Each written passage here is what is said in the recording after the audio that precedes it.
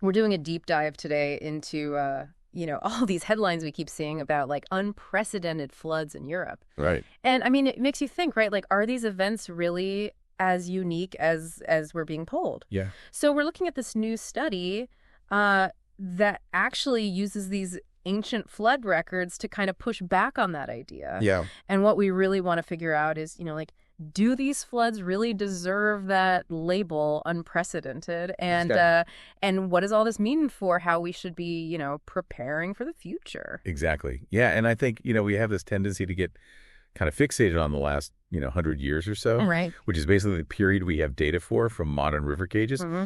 But that's like a really tiny snapshot of time, right? Yeah. When you think about the bigger picture. Of course. So to really understand these like extreme events, we need to look way further back. Right. And that's where this research comes in. It taps into this field called Paleo-Flood science. Paleo-Floods. So how do you even begin to piece together something that happened, thousands of years ago?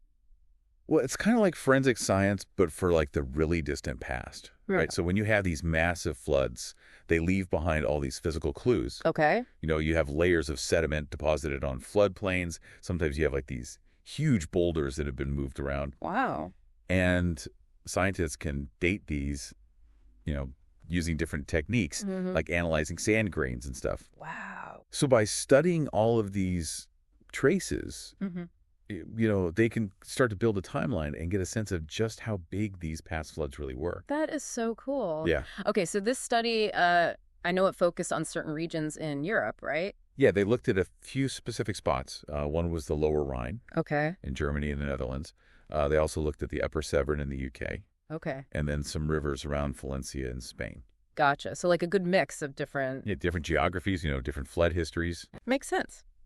Okay, so after all this historical detective work, right, what's the main takeaway for you? I mean, were recent floods in these places truly unprecedented? It's interesting because what really jumps out is that in a lot of cases, the historical record actually shows floods that were even bigger than what we've seen recently. Really? Yeah. So, for example, take the Rhine River. Okay. When they looked back over 8,000 years, they found at least 12 floods. 12? That probably exceeded the highest levels we've recorded in modern times. Wow. That really changes things, doesn't it? It does. Like it puts things in perspective. Yeah. Okay, what about the Upper Severn in the UK? So similar story there. The floods we have on record for the Upper Severn going back about 72 years. Yeah. They don't really look that unusual when you compare them to the paleo flood data from the last 4,000 years. And there's even evidence of this one flood that happened around 250 BCE. Okay. That they estimate was like 50% larger than the floods they had in 2000. Wow. So, obviously the details vary depending on where you look. Right. But the overall pattern seems to be that these truly extreme floods have happened before. Okay, so does that mean we should just brush off concerns about recent floods then? No, not at all. Okay.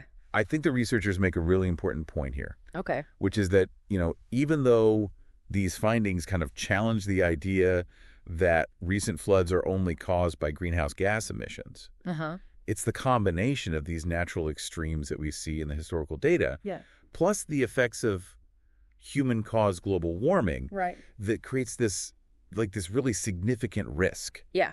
So we could actually end up seeing floods that are genuinely unprecedented in the future. Because of that 1-2 punch, right?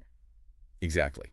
Okay. And this has to affect how we plan for the future, right? Like how we build things. Yeah. I mean, if we're basing our infrastructure on flood records, that might be incomplete. Right. So think about it. If our understanding of what a 1 in 200 year flood really means is based on just a short historical data set, then our assumptions about how resilient our infrastructure. All of it. Yeah, could be totally off. Wow.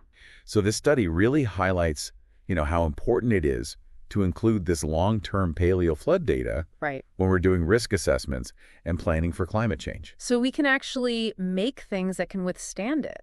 Exactly. It's like looking back thousands of years isn't just some academic thing. It's actually crucial for building a safer future for everyone. Yeah. It makes you think, if we consider this really long view of history, how should we be changing our approach to preparing for, whatever environmental extremes are coming next? That's the question, isn't it? It is. Yeah. Lots to think about. Definitely. Thanks for listening. Thanks for having me.